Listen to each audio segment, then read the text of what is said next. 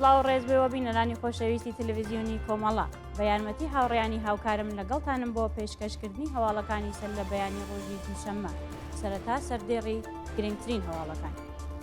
کۆبوونەوەی کرێکارانی بێکارکراوی پتروشیمی ئیلام، دەست بەسەرکردنی 5 هاوڵاتی لە شارەکانی بۆکان و سەقز، مانگرتن لە خواردنی بەندکراوێکی سیاسی لە زیندانی ورمێ، هێرشی ترۆریستانی سەر بە تورکیا بۆ سەر شەڕوانانی کورد لە عەفرین، مانگرتنی پەرستاران و کادری دەرمان لە نەخۆشخانەی گوڵستانی ئەهواز، ناڕەزایەتی خانشینکراوانی تامینجتماعی لە چەند شاری ئێران و کۆبوونەوەی خانشینکراوانی معدەن و فولاد.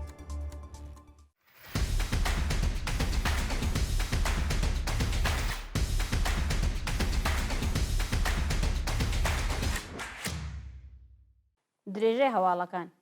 کۆبوونەوەی کرێکارانی بێکارکراوی پتروشیمی ئیلام.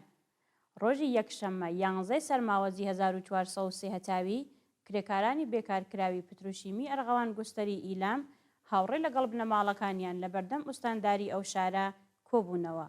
کرێکارانی پتروشیمی ئەرغەوان گوستەر لە ئاست بێکارکردنی لە ناوکاویان و نەدانی داخوازیەکانیان ناڕازین و دەڵێن پێشتر بەرپرسانی شێرکەت بەڵێنیاندا بوو کە لەگەڵ تەواوبوونی ماوەی گرێبەست لە بەشەکانی دیکەی ئەو ناوەندە سەنعەتیە دایان مەزرێنن، بەڵام لەسەر کار دەرکراون و چەند مانگ حەقدەست و مەزایایان پەرداخ نەکراوە. دەست بەسەرکردنی 5 هاوڵاتی لە شارەکانی بۆکان و سەقز.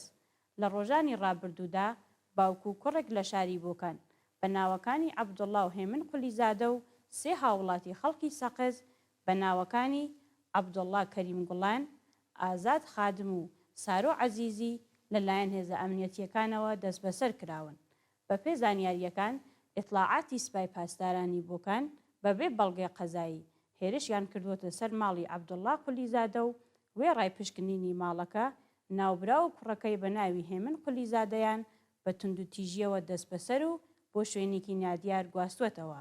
لە لایەکی دیکەوە 3 شارومەندی خەڵکی سەقز بە ناوەکانی عەبدوڵڵا کەریم گوڵان، ئازاد خادم و سارۆ عەزیزی لە هێرشی هێزەکانی ئیطلاعاتی سوپای پاسداران بۆ سەر ماڵەکانیان ڕفێندران و زانیاریەک لەسەر چارەنووسیان لە بەردەستانیە.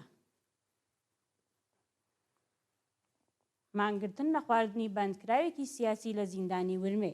عەبدولعەزیز گوڵ موحەممەدی بەندکراوی سیاسی ڕاگیراو لە زیندانی ورمێ لە ناڕەزایەتی بە دژایەتیکردنی دادستانی ئەو شارە لەگەڵ هەڵپەرساردنی ماوەی بەندکرانەکەی مانی لە خواردن گرتووە.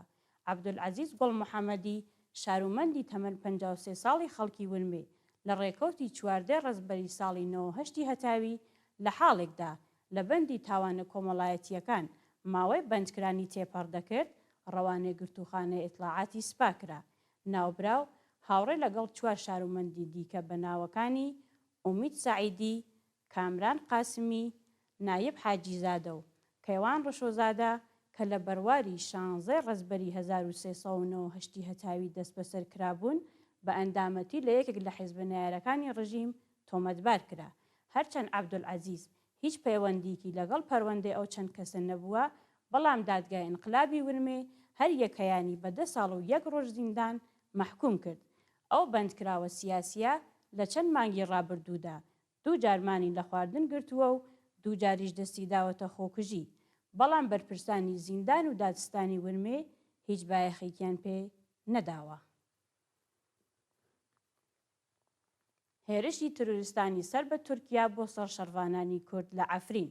ڕۆژی یەکشەممە 11 سەرماوەزی 1403 هەتاوی ترۆریستانی سەر بە دەوڵەتی تورکیا لە چەند لاوە هێرشیان کردوتە سەر سەنگەری هێزەکانی سووریای دموکراتیک و لە شەهبا و تەڕەفعەت و هەوڵی داگیرکردنی چەند گوندیاندا.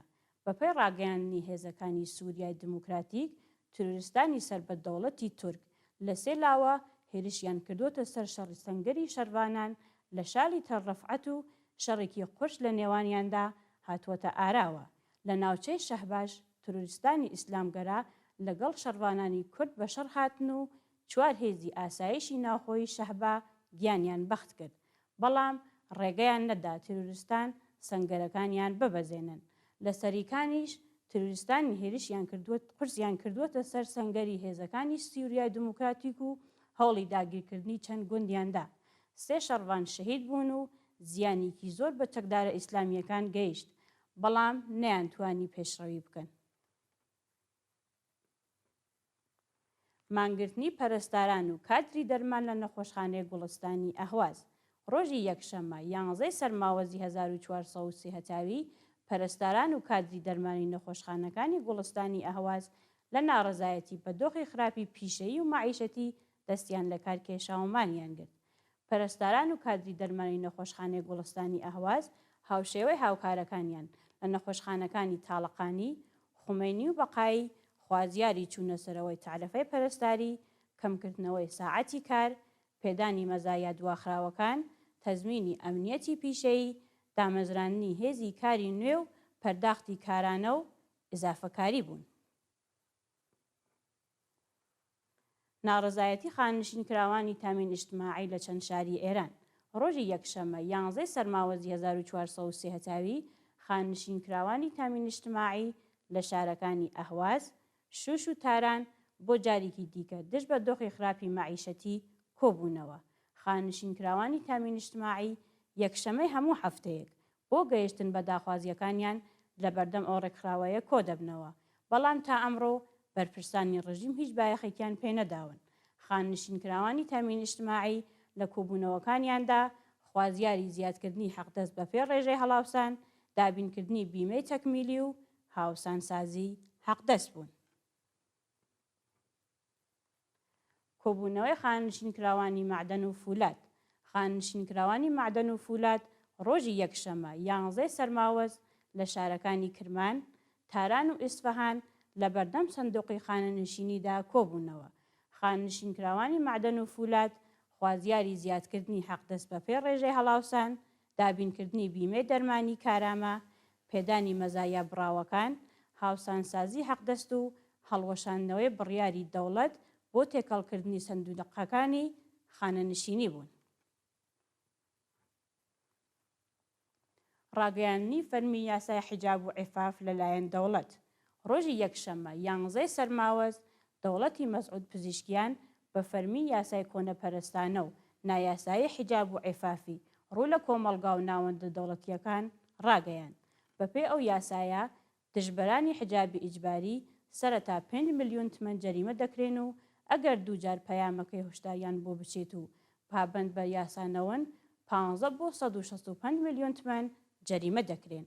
هەروەها کەسانێکە پابەندی ئەو یاسانە بن لە مافە کۆمەڵایەتیەکان وەکو پێدانی پاسپۆرت، مۆڵەتی شۆفێری، جەوازی کەسب و هەتت بێبەش دەکرێن. ناوەندە دەوڵەتیەکان، هێزە ئینتیزامیەکان و ناوەندە ئەمنیەتیەکان ڕاستپێردراون بۆ ئەوەی راپۆرتی خەڵک وەربگرن و دژبەرانی بێحیجاب دەست بەسەر بکەن. سەپاندنی سزای زیندان بەسەر 5 چالاکی سیاسی.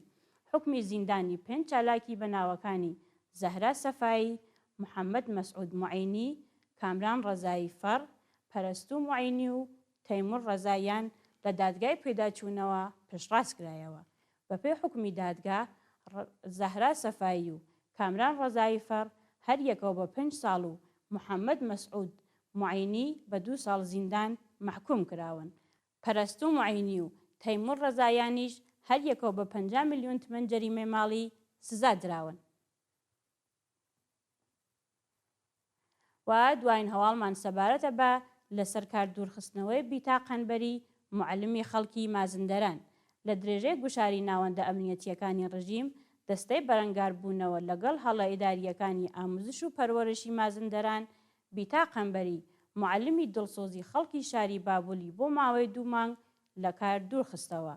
بیتا قەنبەری دکتۆرای ئەدەبیاتی فارسی و معلمی خوشناوی خەڵکی شاری بابل پاش 27 ساڵ خزمەت لە ئاموزش و پەروەرش لەلایەن لێژنەی بەرەنگاربوونەوە لەگەڵ هەڵە ئیداریەکانی ئەو ڕێکخراوەیە بە بیانووی پاڵپشتی لە ناڕەزایەتیەکان بۆ ماوەی 2 مانگ لە کار دوورخراوەتەوە. بەڵێبینەرانی خۆشەویست، هەواڵەکانتان پێشکەش کرا. کاتوزاتێکی خۆش بۆ هەموو لایەکتان.